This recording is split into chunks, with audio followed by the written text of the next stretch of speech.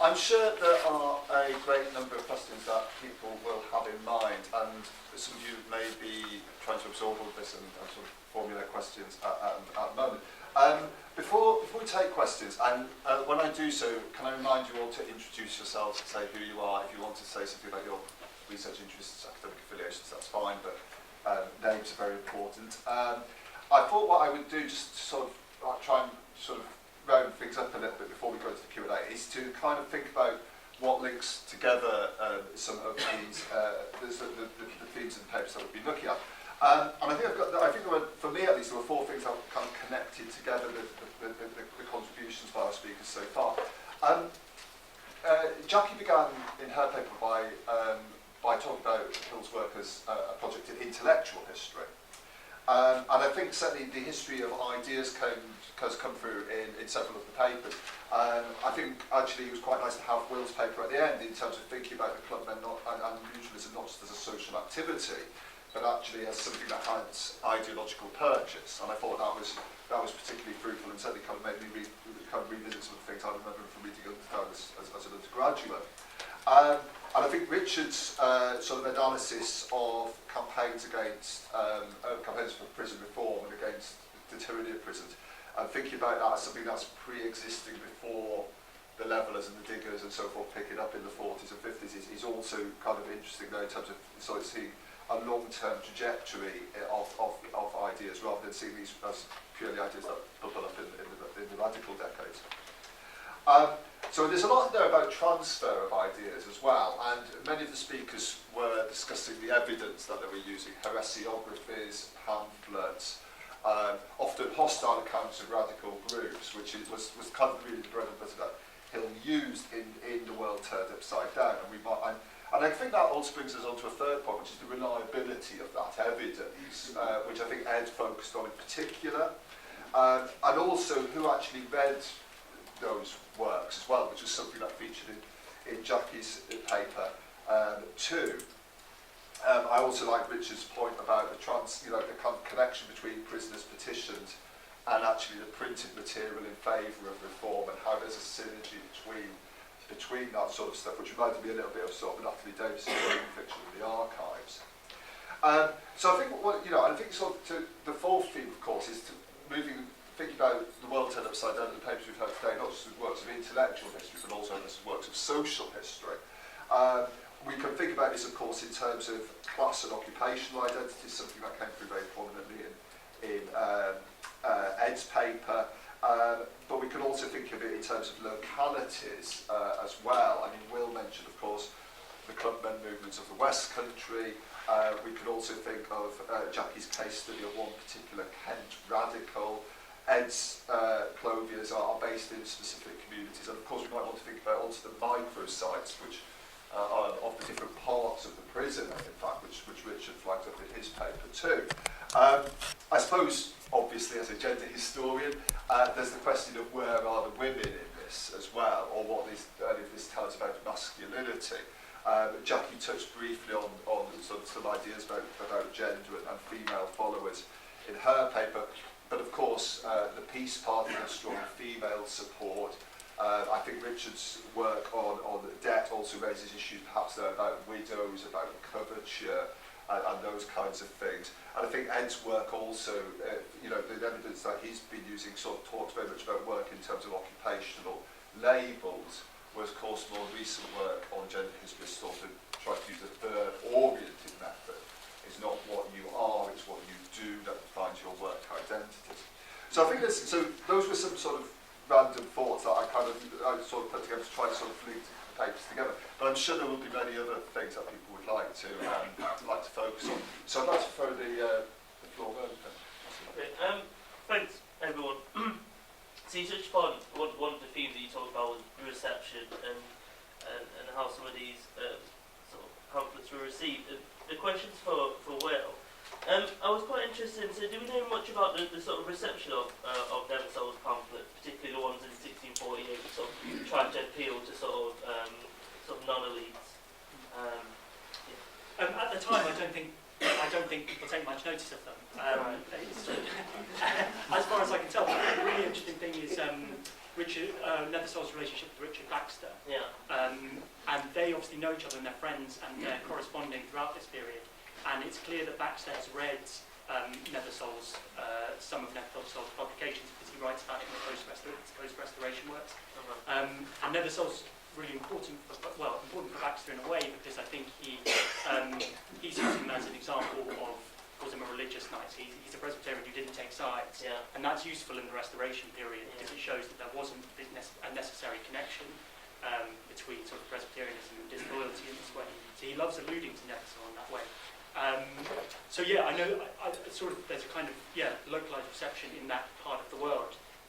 He's circulating these pamphlets amongst his friends, and clearly Baxter sort of took them seriously. But beyond that, at a national level, I don't think he's making much of a splash. There are obviously other things going on. Great, thank you. We have a question at the back. Thanks, I'm Alex Beaton. I have a question for Ed and then a very, very quick specific question for Richard. The question for Ed is, thanks very much, I greatly enjoyed your paper and all of the panel. Thank you. And I was wondering how many of these mechanic preachers eventually come under the, in some way come under the control of a national church or become part of a national church, either through being vetted by government mechanisms like the Commissioners for Propagation of the Gospels, Committee for Funded Ministers, the Trustees for Augmentations, and then the Triers and Objectors, and or eventually received some kind of augmentations from various committees. And the very specific question for Richard, if I may, was just, is there a localised dimension to the phenomenon you were talking about, a provincial dimension, or is it predominantly a London phenomenon? Thank you. Thanks very much, Alex. That's a very good question, which will be stretching the bounds of my research in this area, I think. But there were a couple of examples that I mentioned of ministers who do end up in parishes as ostensibly people who are officiating there with authority, and I think James Gedney in Norfolk is an example of that. I know that this Lilbourne in Colchester is also apparently there until 1660 in the pulpit, but I can't say that I can answer very clearly your question about the sort of mechanisms through which these people go, but that's something that I'd like to pursue. So, thank you. On the localism thing, most of this is happening in London. What is really interesting is that when this really picks up pace in 1649, which is a result of the fact that following the execution of Charles I, one of the first things that Parliament turns to is this question of imprisonment for debt. And there's this big kind of movement to kind of try and find a solution to this problem. You do start to see hints of the fact that prisoners in other jails outside of London are aware of this.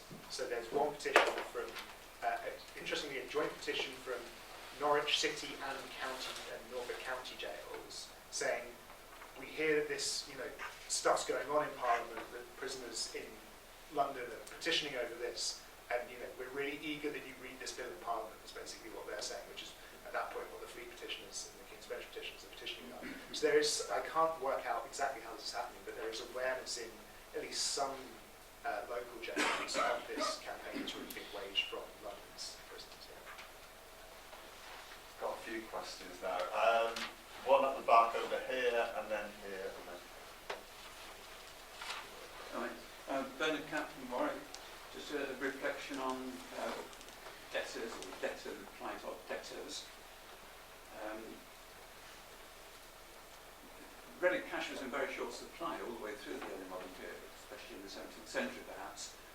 And many of the small manufacturers and tradesmen would at any given moment be both a debtor and a creditor.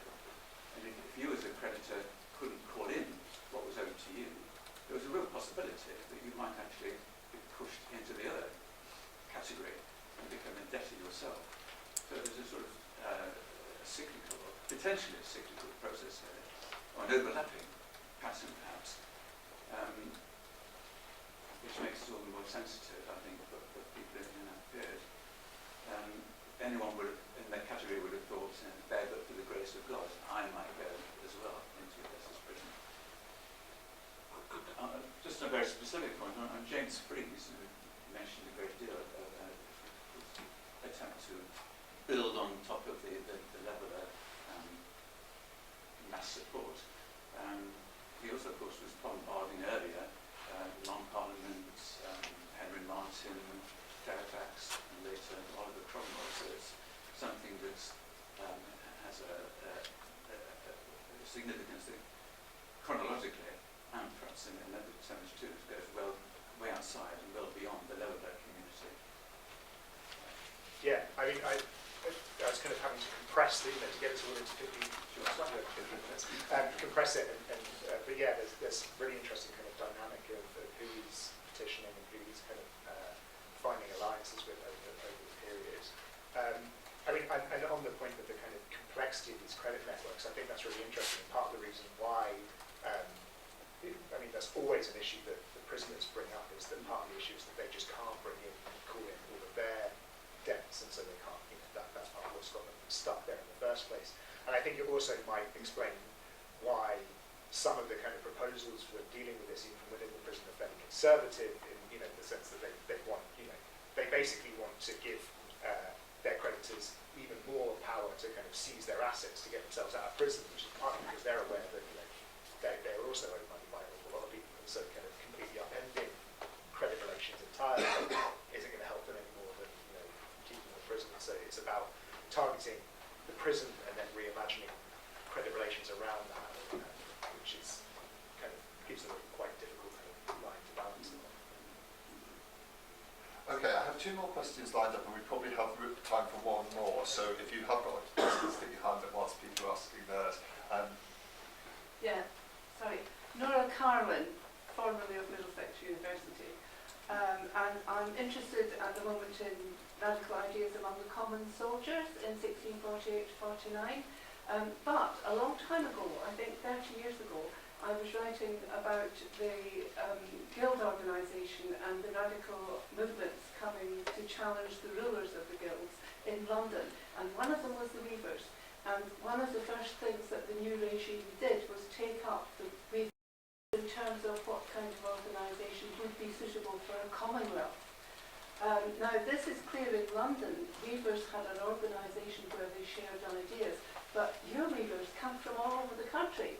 And I'm thinking there must have been a weavers' culture that allowed these ideas to be discussed and preachers to be chosen and these things to be passed among them. And most of them were operating outside the traditional guild system, so I wondered if there was any clue as to what was bringing them together. Yeah, that's a fantastic question, Nora. Thanks very much indeed. And I should say that I've very recently published something in the London Journal on the Cloth Workers Company, which is building precisely on the article that you wrote 30 years ago, which I found very inspirational, so thank you. It is a good question, and it's the kind of holy grail question of what I'm seeking to do with this wider research. What is it that brings this particular group of workers and traders into the path of these ideas and enables them to disseminate them? And I think there are historians, including in this room, who have thought about this question. I dare say that guild and company organisation is one of the mechanisms through which this is happening, not just in London, but in places like Exeter, Cirencester, where else? Other places as well, in the clothing regions, Colchester, Norwich as well. But in addition to that, I think there is something peculiar to the nature of the organisation of the cloth industry, which appears to have led to the circulation of radical ideas within it. Partly this is about its exposure to ideas which are being imported into the country along trade routes, particularly from Northern Europe, I would suggest. But then within the structure of the cloth industry itself, it appears that the mobility of cloth makers, and I mean that both in terms of social mobility but also geographical mobility, is bringing people into touch with ideas. I think also a kind of paternalistic relationship between clothiers and those they put out work to, the putting out systems, spinners and weavers, has a significant effect. And something I'm hoping to look at more is how in 1642 in places like Somerset and Suffolk, those clothiers were effectively mobilising their workforces of weavers in support of Parliament, which suggests that there wasn't necessarily a class antagonism between them as such, but a relationship that enabled them to foster similar ideas. So hopefully that's not too rambling. Well, that's very interesting, thank you. Thanks very much. I'm Hughes. I was going to ask a question, but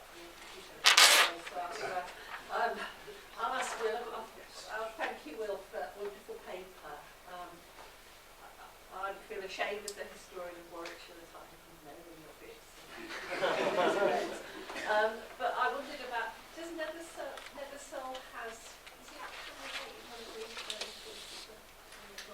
so he has a sort of vaguely oppositional stance in the very early 40s, but it's the sort of nature of war that he's Yeah, yeah, and he has good reason to be quite annoyed with Charles I on a personal level, and and also on an ideological level. So it's interesting that he doesn't go down that route. And also, just in that election, I think I was reading your book. He's actually very kind of divisive and sort of, he gets told off for being sort of heckling his opponents in that. So obviously, by nature, he's not this kind of peaceful, moderate guy. He's very capable. So that's interesting. So it's I'm trying to sort of work out why he goes down the road he does, and I think there is a way in which people who are big defenders of the Palestine cause in the late 1620s and 30s, some of them do end up being sort of inclined towards neutrality, and the idea there is sort of, what are we doing? We're missing the bigger picture here. Why are we fighting amongst ourselves? And our division in our own house is going to allow Catholicism to, so that very kind of, that real concern for Protestantism can paradoxically lead people into neutrality. He's an interesting figure. Anne Lawrence, the Open University. It's a very small observation for Jackie, which is that Hunt's absence of followers was not necessarily the sole reason for his omission from The World Turned Upside Down, because I'm sure you will all remember poor Roger Crabb, the Mad Hatter of Cheshire, who eschewed meat because it fed the devil inside him, and whose sole disciple died of starvation. Well, I think that's an interesting note to make as well, particularly in terms of perhaps people needing sustenance. So we should draw things to a close there. I've been asked by the organiser to flag up that Verso have a stall over here. So if you Verso, of course, I have a huge bunch of Christopher Hill's work. So if there's anything missing from your libraries, go and investigate the stall. And in terms of refreshments, we are going to starve you to death, don't we? There is tea and coffee upstairs. I'm not sure about biscuit, but definitely tea and coffee, so if you need coffee, back upstairs. And we will take, I think, 15-minute break. 15-minute break. So thank you all very much.